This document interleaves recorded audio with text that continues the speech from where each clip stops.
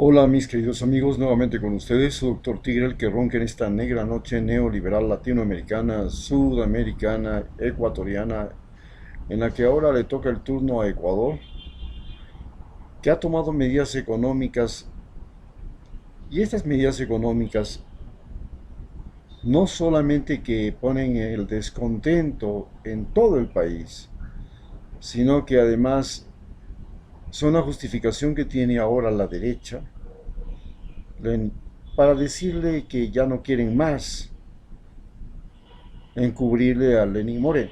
¿Cómo se produce esto? Sencillamente son 7 medidas económicas. La más importante de ellas es el fin del subsidio de los combustibles. El fin del subsidio de los combustibles, pero no de los combustibles, no del gas todavía, era una medida que no solamente tenía que tomarla por obligación Lenín Moreno, porque somos parte del Tratado del Acuerdo de París, y como compromiso con el Acuerdo de París, todos los países del mundo deben eliminar los subsidios de los combustibles. ¿Pero qué clase de combustibles? A los combustibles fósiles. Y todos los países tienen que hacer una gran inversión en crear y producir energías renovables. Esto, por supuesto, afecta fundamentalmente a la clase media alta y representa un golpe duro debido a que en Ecuador la gente tenía auto que era pagado por todos los ecuatorianos. Cuando alguien compraba un vehículo pagaba la cuota de entrada y el resto del vehículo en apariencia lo pagaba el dueño del vehículo, pero en realidad lo pagábamos todos los ecuatorianos porque el subsidio de los combustibles, que era casi del 50%, significaba que él, recorriendo tantos kilómetros, pagaba la cuota solamente con el ahorro que le daba el gobierno al ser el gobierno el que pagaba el combustible. En otras palabras, pagaba la cuota de ingreso de entrada y si recorría 100 kilómetros y gastaba $20, los $10 salían de su bolsillo y los otros $10 pagaban todos los ecuatorianos. Este fue el mecanismo mediante el cual la clase media logró una expansión, y lo interesante de todo es que dentro de la economía nacional, transporte y almacenamiento llegó a representar el 10.5% del IVA, el 4.2% de la participación en la economía, pero, y eso significa que ya para mí en el año 2019 representaba 1.940 millones de dólares que movía transporte y almacenamiento. Es decir, gracias al subsidio de los combustibles se produjo un crecimiento de la industria del transporte. Hoy esta industria está severamente golpeada, pero es la industria que llegó a crecer en el 10.5%. Mientras tanto que la industria manufacturera, que en el Ecuador representa el 15% de las actividades económicas en el país, había caído en menos del 3.1%, al igual que las actividades personales científicas y profesionales técnicas, que en el Ecuador representan ni más ni menos que 2.000 millones de dólares, y que eso significa el 4.4% de la actividad económica, pero que había caído en el menos 2.4%. Por el contrario, este golpe al transporte no solamente que significa que hay menos ingresos para los dueños de los buses, para los dueños de los camiones, para los dueños del transporte, lo cual es muy grave porque recordemos que Allende cayó porque los transportistas le hicieron huelgas, y por supuesto todos los gobiernos de Ecuador se han tambaleado cuando taxistas, camioneros, buceros se han puesto en línea de paro. En ese momento han caído gobiernos. No ha querido tocar para nada el gas, porque tocar el gas es tan susceptible en Ecuador que significó la caída del gobierno de Abdalá Bucaram. Por supuesto, para los más pobres lo que afecta es que todas las cosas se encarecen porque ¿qué cosa no necesita transporte? Los alimentos, las manufacturas, los materiales de construcción, todo necesita transporte. Y al aumentar el costo del transporte significa que va a aumentar todo, todo, todo. Es un punto tan vulnerable que si usted toca el transporte, inmediatamente se producirá un aumento de precios. La reacción a esto es que hay el aumento de precios, no hay aumento de salarios y, por supuesto, esto significa protestas. La segunda cosa importante de las medidas económicas es que se libera la importación de vehículos de menos de $30,000, material agropecuario. También se libera la importación de celulares, de computadoras, de abonos, de productos químicos a los que se les reduce la carga impositiva. Esto de alguna manera sí es beneficioso para la clase media, pero básicamente para la clase baja, más pobre, porque en este momento el celular dejó de ser un simple producto de consumo y pasó a ser una herramienta de trabajo. Es posiblemente la más importante herramienta de trabajo que tienen los ecuatorianos en este momento, y al poder permitir que bajen los precios de los celulares y de las computadoras, prácticamente se ha abierto la posibilidad de que haya trabajo a través de una alternativa desarrollada por la sociedad de la información, la ciencia y la tecnología, que es la que está ingresando en el Ecuador. Por supuesto, también esto nos permite aprovechar muy bien la infraestructura desarrollada por Rafael Correa y Jorge Glass, que es la red de Internet de Ecuador, que es considerada la segunda mejor de América después de Canadá. Por supuesto, la carga impositiva sobre el combustible pone en el problema el uso de la vialidad del transporte de las carreteras, que fue también una gran inversión de Rafael Correa, pero que tenía que estar secundada por una gran movilidad de transporte. Y al reducirse el transporte, pues la utilidad y la inversión no tienen la gran utilidad que tenían cuando estaba subsidiado el transporte. Pero indudablemente el subsidio a los combustibles afectaba al ecosistema, afecta al cambio climático, es contaminante y, como hemos dicho, es una simple fórmula mediante la cual los ecuatorianos pagamos por los vehículos de los más avispados que tienen, o el que tiene la plata para poner la cuota de entrada del vehículo. La otra cosa que se propone, y que es lo que les irrita absolutamente, les mata y es la razón por la cual la derecha se va a declarar enemiga de Lenín Moreno, y con eso van a romper lazos y simpatías, Nebot, Guillermo Lasso y toda la extrema derecha, es que no puso leyes laborales que les favorecieran en sí. Las leyes laborales que se han ejercido en esta normativa es solamente contra los empleados públicos.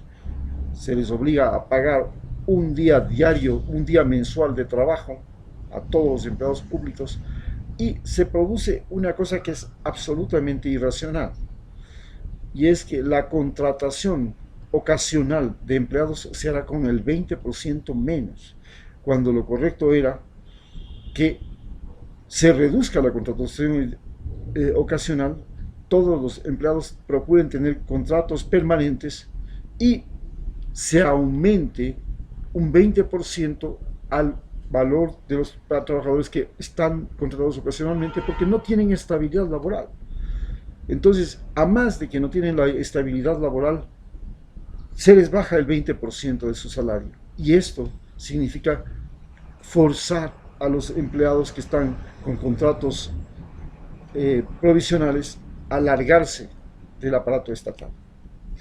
La siguiente cosa es la contratación petrolera para la ampliación de la refinería. La refinería estatal de Esmeraldas es un problema no solamente para la ciudad de Esmeraldas, es un problema para la zona en la que está.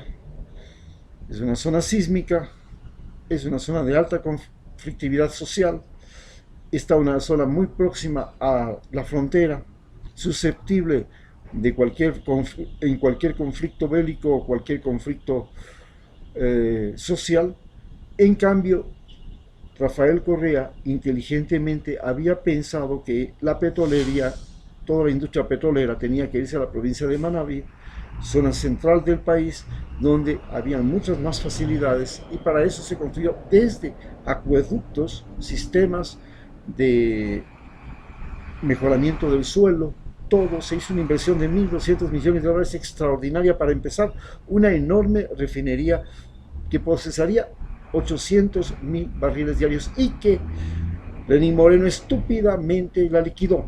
Hoy se da cuenta de su estúpido error y tiene que volver a retomar la construcción de una refinería obligatoriamente en la provincia de Manabí y en los mismos terrenos donde Rafael Correa quería hacer la refinería del Pacífico. Con la misma visión, pero solamente quiere hacerlo con 350.000 barriles. Rafael Correa tenía la idea de hacerlo para 800.000 barriles y abastecer de petróleo a toda la costa del Pacífico de combustibles y productos derivados del petróleo, lo cual le ahorraba al Ecuador una enorme cantidad de dinero, y además este dinero se traducía en producción de fertilizantes, de plásticos y otros materiales como lubricantes que le significaban una gran ventaja y un nuevo recurso económico, a más de lo que ya estamos haciendo, que es la exportación de energía eléctrica. La siguiente cosa, por supuesto, que ofende a los empresarios, bueno, les favorece. Para quedar bien, como ustedes saben, el que todo quiere complacer a nadie termina por satisfacer. A los empresarios los contenta diciéndoles: señores, ustedes tienen la libertad de sacar el dinero cuando les parezca, y les da la libre salida de capitales. Error gravísimo, porque en este momento, como lo dice Deutsche Welle en sus noticias, Ecuador ha logrado sacar, los empresarios ecuatorianos han logrado sacar de Ecuador nada más ni nada menos que 13.000 millones de dólares a paraísos fiscales. Esto es una debacle, no es solamente malo. Se debía haber hecho lo que decía Rafael Correa, que era no permitir la salida de capitales, pero se pretende atraer la inversión golondrina, que se llama capitales golondrina, como lo hizo Argentina, y estos capitales golondrina hacen lo que se llama economía de bicicleta. Entran, dan 2 pedaleadas, sacan el dinero, las ganancias extraordinarias y se largan inmediatamente. Vienen, ponen 100 millones de dólares, de esos 100 millones sacan el 20%, se llevan los 20 millones que tienen, que sacaron, y se corren. No corren riesgos, no se largan. Eso se llaman capitales golondrina, y esos son los que pretende atraer con esta liberalización de la salida de capitales. Pero hemos visto que eso es altamente peligroso. También ofrece un subsidio y un crédito para la construcción. La industria de la construcción, como vimos, tiene un grave problema. La industria de la construcción ha decrecido junto con la ganadería en ni más ni menos, es la que más ha decrecido en el país. Se culpó de eso a Rafael Correa, pero ahora resulta que en el año 2019 tiene el menos 4.3% de crecimiento, y esto significa que es la más colapsada de todas las actividades económicas, y esta actividad económica produce el 3% participa solamente con el 3% de los ingresos económicos. Por el contrario, La actividad bancaria y financiera ha logrado un incremento ni más ni menos que del 13.2%, mientras la construcción cayó en el menos 4%, la actividad económica y financiera ha caído en el 13.2%. Y lo hace a partir de un sistema de créditos completamente tramposa, mediante la cual, cuando usted obtiene o saca un crédito del banco, este le dice que pague una cuota mínima y usted se convierte en deudor eterno del banco. Nunca termina de pagar la deuda. Es un sistema tramposo, inventado y desarrollado a la perfección por los bancos, que les permite convertir a todos los ecuatorianos en eternos deudores del banco. Así usted se endeuda en $100. Nunca terminará de pagar esos $100. Le pondrá la tentación de pagar la cuota mínima y en ese momento usted nunca dejará de pagar los $100. Este es el mecanismo tramposo mediante el cual los bancos, que cobran un interés exorbitante, 16% en dólares. Basta con ver la biografía de Donald Trump, que se le ocurrió en los años 90, en el momento de la crisis inmobiliaria de los Estados Unidos, aceptar un préstamo bancario, pero por el 14%, que a todos los norteamericanos les parecía una locura, una estupidez, porque los préstamos en Estados Unidos son del 2, del 4, del 6%, pero no del 14%, era una estupidez. Quebró por eso. Aquí nosotros pagamos un mínimo del 16%. Es imposible pensar en desarrollo industrial, en inversión, en emprendimientos y todo, cuando el dinero es tan caro. Y por eso se explica por qué la banca, por qué Fidel Egas es el hombre más gordo y más feo del Ecuador en este momento. Lo mismo que Glasso, ¿no? Flaco, pero sabido. Como ya sabemos de dónde es. Entonces, hay otra. Mientras tanto, también se propone, entonces, libre salida de los capitales. Error grave. Porque hay una salida de capitales por parte de dólares, una fuga de dólares. Primero, mediante esta libre salida de capitales, como dice Deutsche Welle, de 13.000 millones de dólares que ya han salido del Ecuador. Pero la salida que también sacan todos los migrantes, no solamente los venezolanos, todos los migrantes que llegan acá, cubanos, colombianos, que también sacan plata. Y de eso, a eso hay que sumarlo todo lo que es este negocio de las importaciones y del contrabando. Como Ecuador produce dólares, pues chica, qué mejor que traer desde cocaína hasta lo que sea, porque aquí están los dólares, entonces aquí hay que venir a coger los dólares. Por supuesto, esto a su vez convierte en la dolarización en sí, convierte a El Salvador, a Panamá y a Ecuador en el paraíso del narco lavado. En el paraíso del narco lavado. Somos la lavandería del narcotráfico, y gracias a la lavandería del narcotráfico es que todavía tenemos dólares que circulan en Ecuador. Si no tuviéramos la lavandería del narcotráfico, nosotros ya no tendríamos dólares en circulación y la dolarización se hubiera acabado. Bien, estas son las medidas económicas que en fin no debía haberse permitido la importación de vehículos, aunque sean, dice que no se cobrará a los que tengan menos valor de menores de $30.000. No, se debía permitir la importación de vehículos gratuitos eléctricos, cambiar la matriz productiva. La refinería no se la tiene por qué ampliar ni mejorar en Esmeraldas, porque ya es contaminante. Los vientos que mueven que pasan por encima de la refinería van directamente sobre la ciudad y convierten a la ciudad en una ciudad de enfermos. Tenemos que pensar seriamente en el subsidio del gas.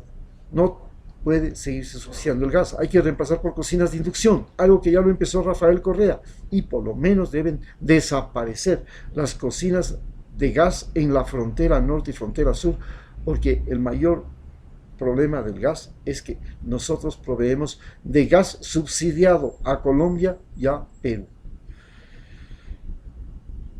Y por supuesto tienen que desaparecer esos contratos ocasionales. Esa es una mentira, esa es una farsa, es una explotación. y están heridísimos, como vemos, los empresarios, porque no se logró la reforma laboral que ellos querían, que era el trabajo por horas y el trabajo sin seguro, sin garantías y sin estabilidad. Muchas gracias.